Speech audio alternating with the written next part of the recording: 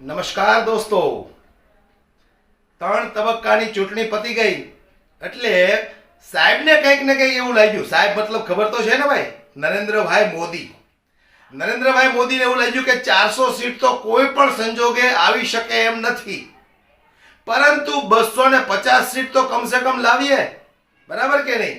એટલે 3 તબક્કાની ચૂંટણી જેવી પતી ગઈ એટલે સાહેબને ખબર પડી ગઈ કે આપણી સત્તા હાથમાંથી સરકતી જાય હોય એવું લાગે છે. એટલે સાહેબે એનો આખરી સ્ટન્ટ અજમાવ્યો છે. જનતાને ફરી એક વખત બોટલમાં ઉતારવા માટે નરેન્દ્રભાઈ મોદીએ પોતાનો છેલ્લો સ્ટન્ટ, અને એ સ્ટન્ટ દ્વારા આજ સુધી ચૂંટણી જીતતા આવ્યા છે. જનતાને બેવકૂફ બનાવતા આવ્યા છે. જનતાને મૂર્ખ સમજીને એની સામે આ સ્ટન્ટ દર વખતે ઉપયોગ કરે છે. અને તમને પણ એવું થતું હશે કે હું કયા સ્ટન્ટની વાત કરું છું, તો જોઈ લો તમે પણ કે આ સ્ટન્ટ અજમાવ્યો છે એટલે ફરી એક વખત જનતા ભાવુક બની જશે, બરાબર કે નહીં? હું કેદુનો વિચાર તો કરતો હતો કે સાહેબે આ સ્ટન્ટ અજમાવ્યો કેમ નહીં, પણ જુઓ તમે જરાક. कोई गलती ना हो जाए,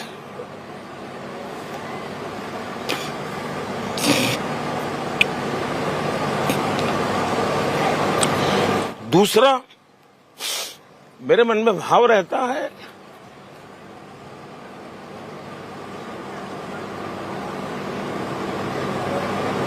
हो सकता है मेरी मां ने मुझे जन्म दिया,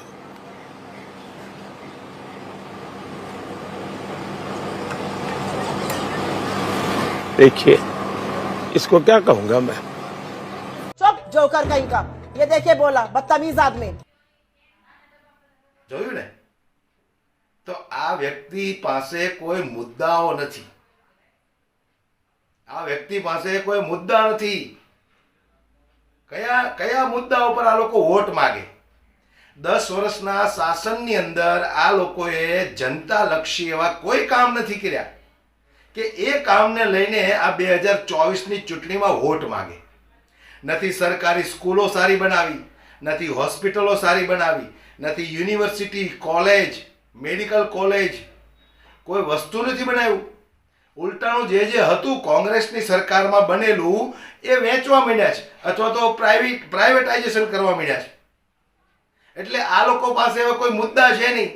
10 વર્ષથી આ લોકો પાસે બે જ મુદ્દા હતા કે ભાઈ હવે 370ની કલમ હટાવશું અને રામ મંદિર બનાવશું. તો એ બે મુદ્દા પણ પતી ગયા. તો હવે આ લોકો કોના નામે વોટ માંગે? એટલે ફરી એક વખત નરેન્દ્રભાઈએ જનતાની સામે રડવાનું ચાલુ કરી દીધું છે. મને તો આમ શરમ આવે છે યાર કે દેશના વડાપ્રધાન વારંવાર જનતાની સમક્ષ રોય અને શું સાબિત કરવા માંગે છે? કોઈ વ્યક્તિ અગર રોવે તો આપણને એવું લાગે કે ભાઈ એમની વેદના, એમની તકલીફ જોઈ અને એમની માં એને આશ્વાસન આપશે, અથવા એમની પત્ની એને આશ્વાસન આપશે. તો અહીંયા કાંઈ એવું તો છે નહીં. એટલે આ ફરી એક વખત એવો સ્ટન્ટ કર્યો છે કે ભાઈ મને જન્મ દેનારી તો મારી માં છે, પણ ગંગા નદીને હું જ્યારે જોઉં છું તો સાહેબ ગંગા નદીના નામે કરોડો રૂપિયાના કૌભાંડો કરી ગયા છો. ગંગા સફાઈના નામે કરોડો રૂપિયા ક્યાં ગયા? હિસાબ આપો તમે જનતાને તો ખબર પડે. વારંવાર તમે સ્ટેજ ઉપર રડવાનું ચાલુ કરી દો, કોંગ્રેસની ટીકા ચાલુ કરી દો, અથવા તો કંઈ ના હોય તો મેં डेली 2 किलो 2.5 किलो गालियां खाता हूं, लोग मुझे गाली देते हैं. એટલે તમને ગાળો આપે એમાં અમારે શું લેવા દેવા? જનતા તમને ગાળો આપે એમાં અમારે શું લેવા દેવા? તમે એવા કામો કર્યા હોય તો જનતા ગાળો આપે, સીધી વાત છે. પણ તમે વારે વારે જનતાની સામે રડવાનું ચાલુ કરી દો છો. એના ઉપરથી મને તરસ આવે છે તમારી ઉપર નરેન્દ્રભાઈ, કે તમે દેશના વડાપ્રધાન છો કે પછી કોઈ નાટકબાજ વ્યક્તિ છો? જનતા સમક્ષ વારંવાર રડી અને ફરી એક વખત જનતાને તમે બોટલમાં ઉતારવાની વાત કરો છો. પણ જનતા હવે જાગૃત બની ગઈ છે. જનતા હવે જાગૃત બની ગઈ છે. તમારા રામ મંદિર બનવાથી જનતાનું પેટ નથી ભરાવાનું. 370ની કલમ હટાવી એનાથી ગુજરાતની જનતાને, અન્ય રાજ્યોની જનતાને કોઈ ફાયદો નથી થવાનો. કદાચ આવનારા દિવસોમાં ફાયદો થશે તો તમારા મળતિયાઓને થશે. પરંતુ હવે જનતા જાગૃત બની ગઈ છે.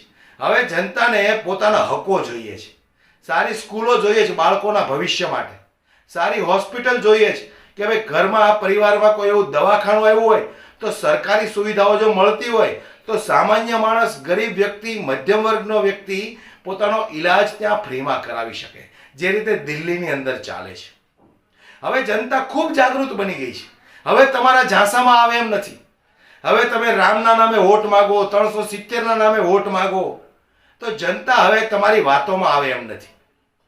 અને જે રીતે તમે 400+ દાવાઓ કરતા હતા, આજે એક પણ ભાષણની અંદર ભારતીય જનતા પાર્ટીનો એક પણ નેતા 400+ વાત નથી કરતો. કારણ કે એમને પણ ખબર પડી ગઈ છે કે 400+ કોઈ પણ સંજોગે આવી શકે એમ જ નથી. અચાનક જનતા જાગૃત બની ગઈ છે.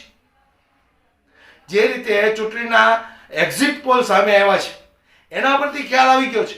અહીંયા અમારા ગુજરાતની અંદર તો વાતો કરતા હતા કે ભારતીય જનતા પાર્ટીના જે ઉમેદવારો ઊભા છે એ બધા 5-5 લાખની લીડે ચૂંટણી જીતે છે. હવે કોઈના મોઢા ઉપર 5000ની વાત નથી આવતી. એટલે આ લોકોને ખબર પડી ગઈ છે કે જનતા જાગૃત બની ગઈ છે. અને હું જનતાને પણ કહેવા માંગુ છું, જે રીતે જાગૃત બન્યા છો એના કરતાં હજુ પણ થોડા વધારે જાગૃત બનો. જડ મૂળમાંથી ઉખાડી ફેંકવાની તૈયારી રાખો, નહીતર આ લોકોની સરકાર બનશે તો હિટલરશાહી, તાનાશાહી ફરી એક વખત આવશે. મોંઘવારી બેકાબુ થઈ જશે, રોજગારની કોઈ વાત જ નહીં થાય. એટલે જાગૃત બન્યા છો તો આ વખતે પાછી પાની નહીં કરતા. જે રાજ્યોની અંદર ચૂંટણીઓ બાકી છે એ તમામ લોકો જાગૃત બનો. તમારા બાળકોના સારા ભવિષ્ય માટે તમારે કોને વોટ આપવો છે એ તમારે નક્કી કરો.